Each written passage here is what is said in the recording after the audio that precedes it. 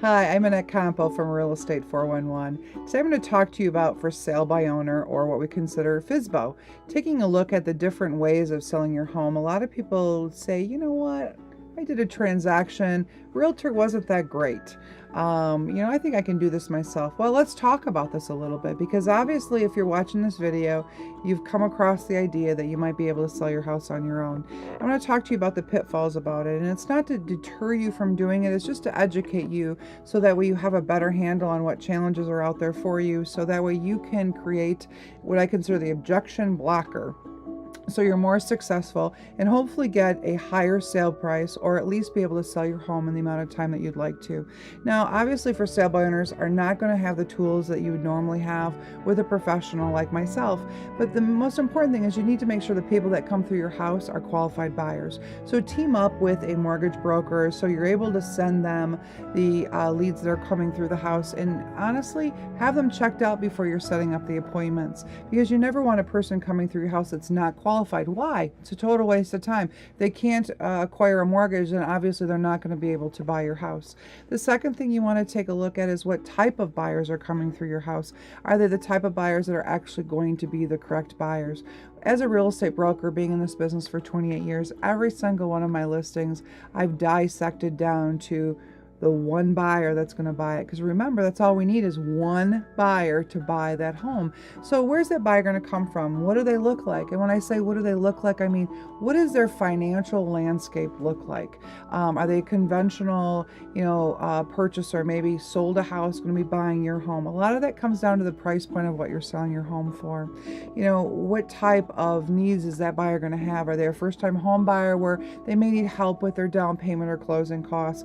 And obviously we can, facilitate that up to 6% a seller can pay for closing costs for a buyer. The next thing is that follow-up. Follow-up is the biggest obstacle in any industry, and real estate, including my profession, have a hard time remembering to follow up or think that there's no value in it. The neat thing about follow-up is when you actually have a passion for it, it pays off huge rewards based off of that. So as a for sale by owner, you need to follow up with your buyers. Obviously plan ahead of time, make sure you know what that buyer needs are they going to qualify, and as well as once they come through your home is to follow up to find out what their thoughts are about the house. Was it something that they were looking for? Is there something with the home that they may have questions about that you can answer for them? Now the next obstacle is going to be very difficult to overcome, and only a certain amount of special people, probably, when I say special meaning sales ability people that are selling their home on their own, will be able to overcome, and that's trust.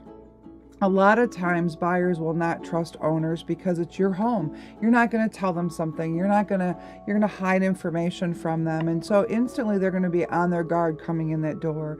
And if you're a good salesperson, you know how to relate with people and you put them at ease, and you as an individual are very approachable, so the buyer feels very comfortable asking you those questions. So take a hard look when you're interviewing. When I say interviewing the buyers coming through, that you really take an interest in them more than the actual house that you're trying to sell. Now, obviously, taking a look at your contracts, negotiations, all of those things are going to play in, to the point when you find that one buyer that's going to buy your house. So you want to partner with a title agency to make sure that they can help you through that process, because understanding the paperwork and the negotiations is real critical, because that's going to really put out there what the contract's going to look like in the end result, which is getting to the closing table, which is where you receive your check. Now, also taking a look at the marketing exposure, putting your home on the market. NAR, National Association of Realtors, came up with that study that stated that 96% of all buyers or purchasers are going to the internet first to become educated, look at houses. So how do you get your house to be shown in front of the 96% of where the people are going? It's going to be really difficult being a one home on the market, and putting a yard sign out in the front yard isn't going to be the marketing campaign that's probably going to sell your house. And it may, but it's a very, very small percentage.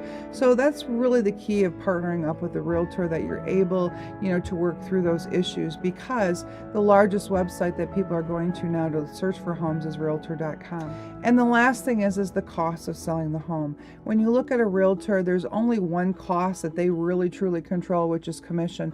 The other series of costs that are out there as a seller is going to be the typical revenue stamps, any title transfer fees, title insurance, costs of doing the search on your title, and other fees like that that may come into play. So partnering up, obviously, with a professional at that point is very, very critical. If you have any questions at all about selling your home on your own, it's okay. You can call me. I'm not going to pester you to list your home with me, but we do want to make sure that you're educated, especially in certain states where it's critical that there's certain paperwork that you have to have filled out by the buyer and the seller.